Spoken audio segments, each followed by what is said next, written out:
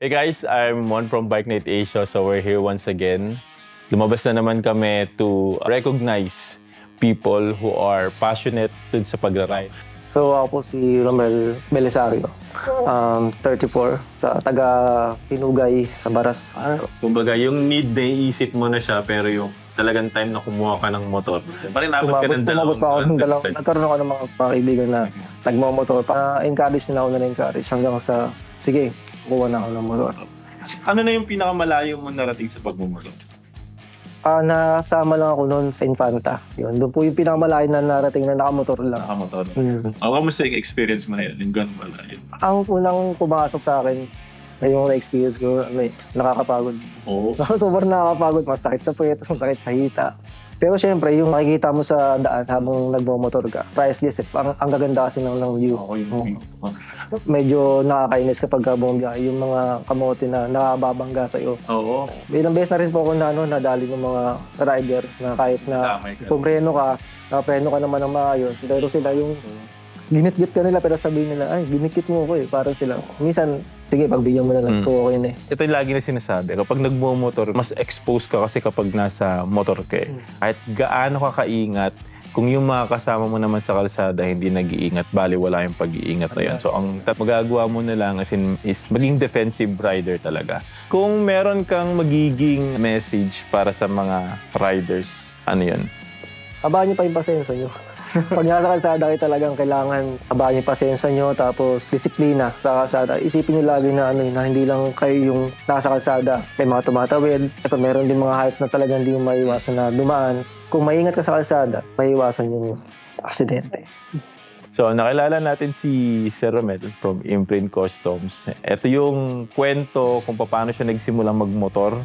Ano ba yung motor niya? Ano ba yung mga plans niya sa motor? At the same time, ano ba yung message niya sa mga riders? So, naging isa sa mga naging mainit na issue kasi these past few days, yung road rage. Sobrang daming instances ng road rage and it all started dun sa hindi pagkakaroon ng disiplina sa kalsada. So, we'll be seeing you on the next ones. Again, si Sir Romel for Bike Night Asia. Peace out. Hi, I'm Valerie Pangayan, Director at BSP June Rose, and this QSQ. Remember that quality matters. Pud-pud na at dapa na rin ulit siya. Quality tested eh. Medyo mahaba-haba yung journey na gagawin nitong bike na to. Maging safe yung kanya motor. is JTech Moto Makeover.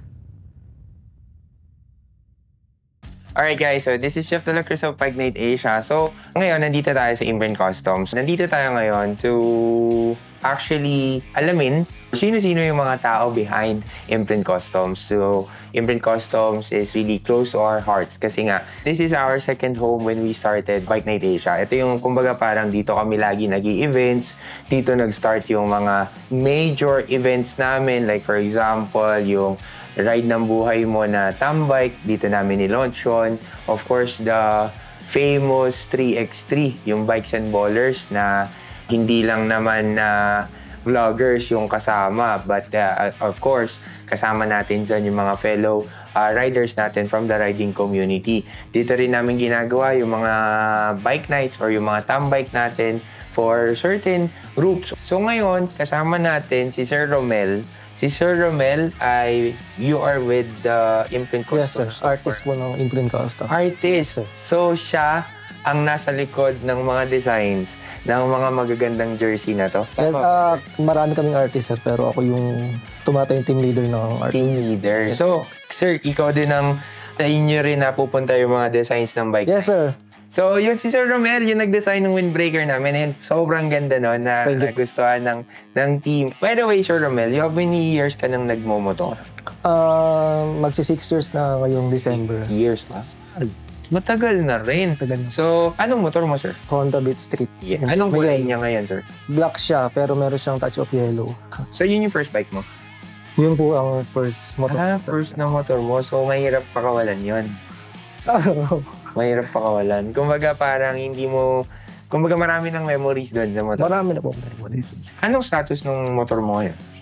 Ano naman siya? Na-maintain ko naman siya ng mga basic like change oil. Change oil, yung mga ganon.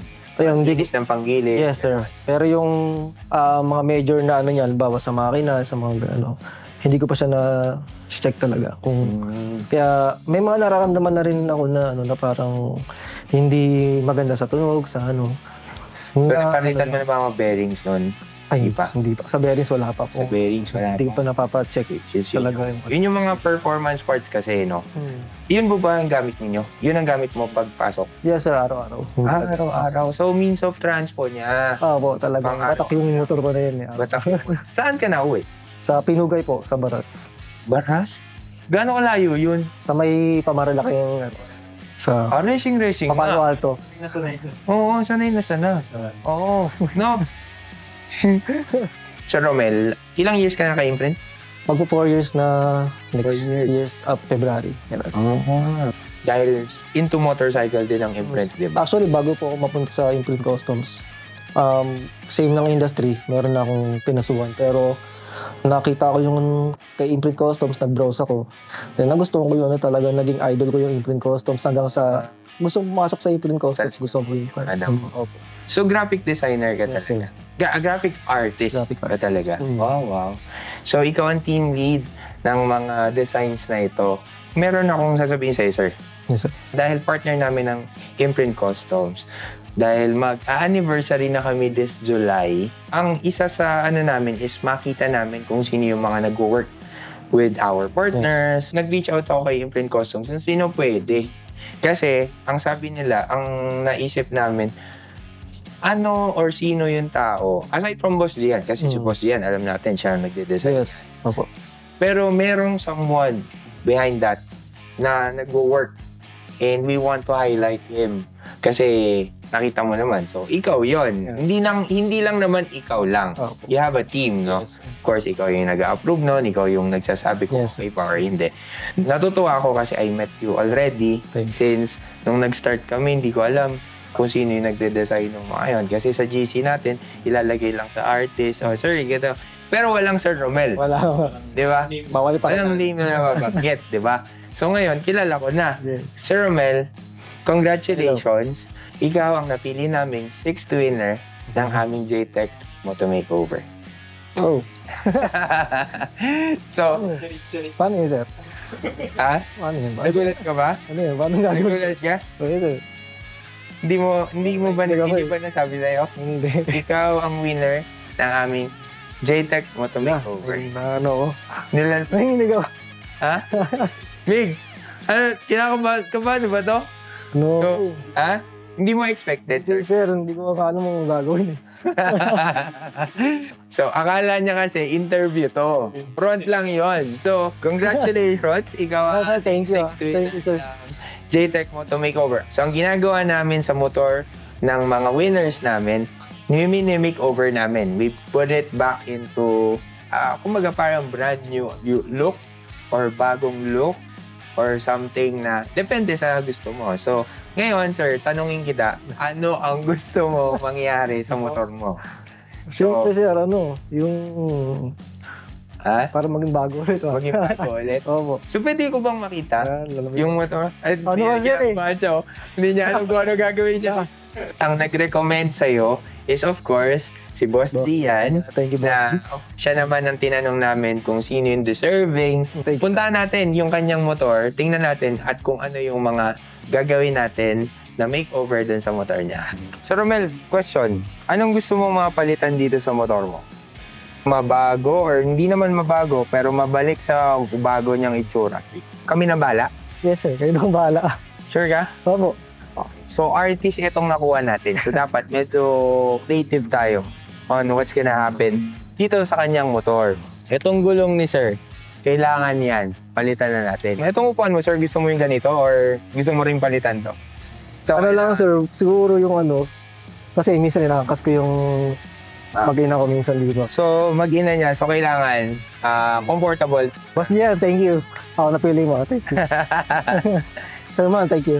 Thank you, Sir Jeff. Thank you. Sige. Alright guys, so Jeff De La Cruz here of Bike Night Asia. So, today, na-reveal na natin dun sa ating 6th winner ng ating JTech Moto Makeover na siya yung napili natin at napili din ni Boss Zian ng Imprint Customs to be our 6th winner.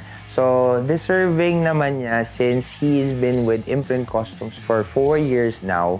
Aside from si Boss Zian, sabi ko nga kanina, meron pa ring tao na nagmamanage on how it will be more impactful doon sa ating riding community. So, yun ay si Sir Romel ng design team ng mga jerseys. Abangan natin sa part 2 ng ating JTech Moto Makeover kung ano ang mangyayari doon sa motor ni Sir Romel. Deserving naman yung ating 6th winner since he's a passionate rider.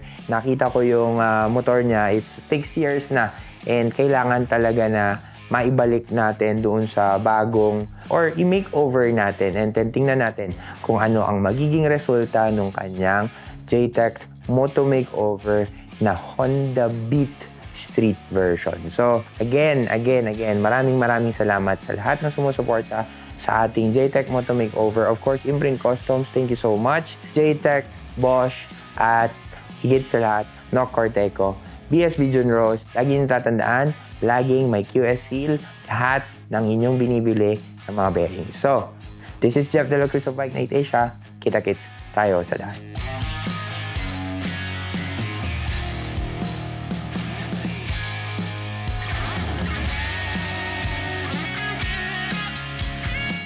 Malayo din mga isang oras? Hindi. Almost. Almost. Kasi mabagal lang naman ako magpatakbo eh. Kaya makatakbo na. Charot yun. Ang gusto niyang mangyari maging Aerox. So, tingnan natin kung kaninong Aerox ang mabibiktima natin. Tingnan natin, baka mamaya Aerox ni Motomoy yung ibigay natin, no? Huling-huli sa camera yun.